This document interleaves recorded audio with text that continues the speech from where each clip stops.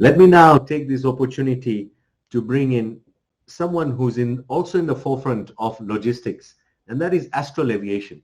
Sanjeev Gadhia has built a nice number of fleets, has put up a team together, but is crisscrossing across the continent, picking useful commodities, not only vaccines, but essential commodities to ensure that the 54 member states are well served. I'm sure there are some countries is serving quicker and better than others. There may be challenges, but let me invite Sanjeev to stage to talk.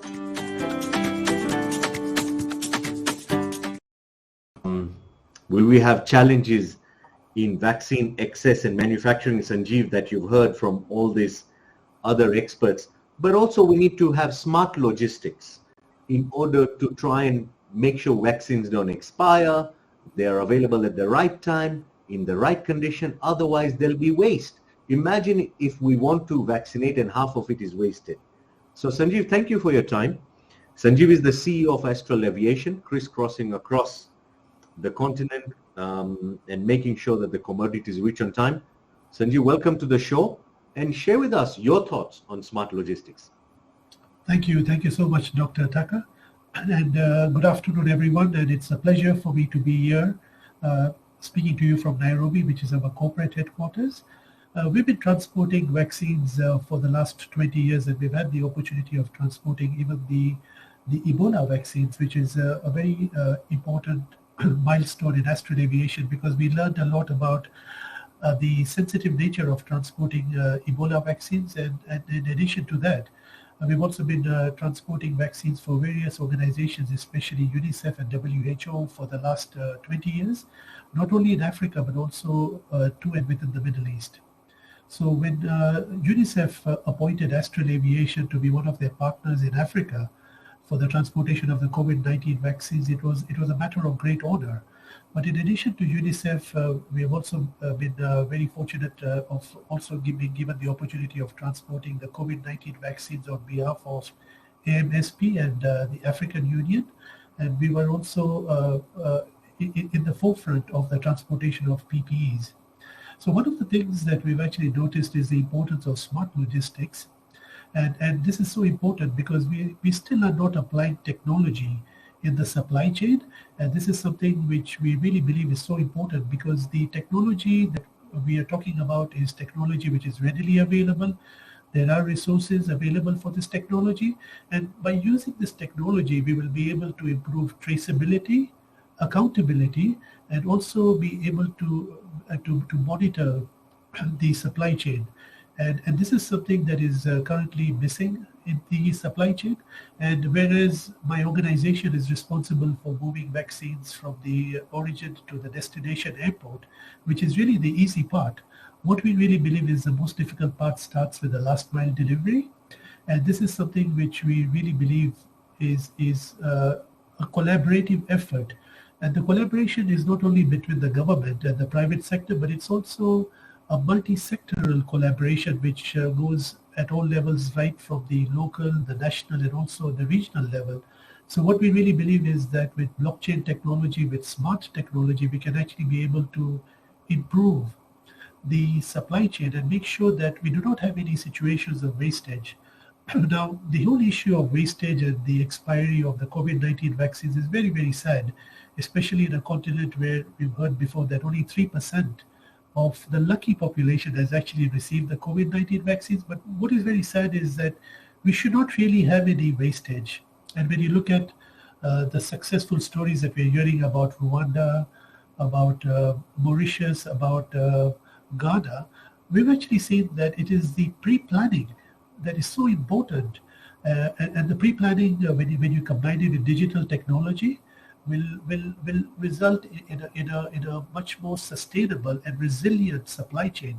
So one of the things we really need to do is to reach out to some of the donors, reach out to some of the partners to try and see how we can introduce technology into the supply chain, and how is it that we can actually have visibility. Because I can guarantee you that if you ask any government today, what is the level of vaccines that you actually have in your warehouse? And at every primary and secondary warehouses, they'll not be able to give you that information straight away. This is something that they will actually have to compile.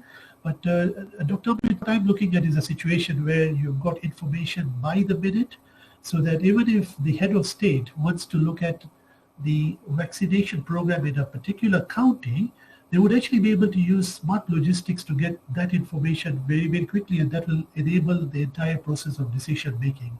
So we've been very lucky that to a certain extent that we've not had a massive flood of the COVID-19 vaccines thanks to the geopolitics and the entire supply chain problems coming out of India.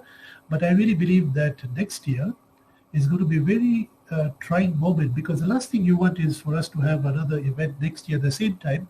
And we're talking about the wastage of 4 billion doses of vaccines compared to 400,000 doses this year. So I really believe that it's not too late. And I really believe that we have to combine technology and we have to combine smart logistics to make sure that we preserve the supply chain and to minimize any wastage that will occur. Do you have an example, Sanjeev? Because what you're saying is last mile, we should have a dashboard. I have 100 vaccines. I have given 20 to a certain town. I have given 40 to another town. So many are remaining. And every time they use it, we should be seeing. In smart logistics, this point that you've raised, can you share an example or something that you've seen or heard that even the other developed countries might be using? I believe the best example would be Singapore. About 2 years ago, I was attending an event in Singapore, and I had the opportunity of visiting the equivalent of KEMSA in Singapore. I don't know what they call it, central medical stores. And what is really amazing is that, and it's not a fair example to compare Singapore with Kenya, but when you look at Singapore, they're the best in everything. They run the best airline, the best airport, the best port, and they've really got the entire logistics of the medical sector digitalized. So what we actually saw at the central medical store was a complete digital footprint of Singapore, and the stocks at every hospital, in every clinic, was actually available at the touch of a button. And what was really amazing is that before there is a stock out or before there is an expired medical item, what was very interesting is that it would actually pop up in red. SMSs go out to the departmental heads that this particular batch of pharma, of vaccines were expiring in the next 7 days, 6 days, 5 days, 4 days. And really, when I looked at that technology, I really felt that we really need the same technology in Africa, because we're not only talking about vaccines which are getting wasted. Amit, I think you will also agree that besides vaccines, we still see a lot of other pharmaceutical items which are wasted every day. And this is not only in the developing countries in Africa, but also in some of the more advanced countries. So what we really need to do is to solve this problem once and for all by embracing digital technology. And I see a situation where people, especially in the public sector, are scared when it comes to new technology.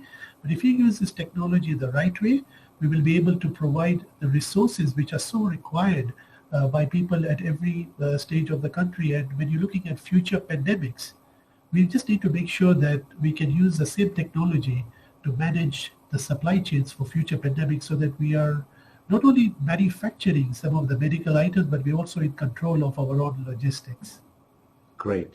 One final question before I bring in Madre and the organizers is, Sanjeev, in Africa, what's the problem? I mean, are there some countries that you're having issues with in flying around and taking stocks? Are there certain countries that are actually punishing with costs that could be ridiculous? Open Skies Treaty is a concern.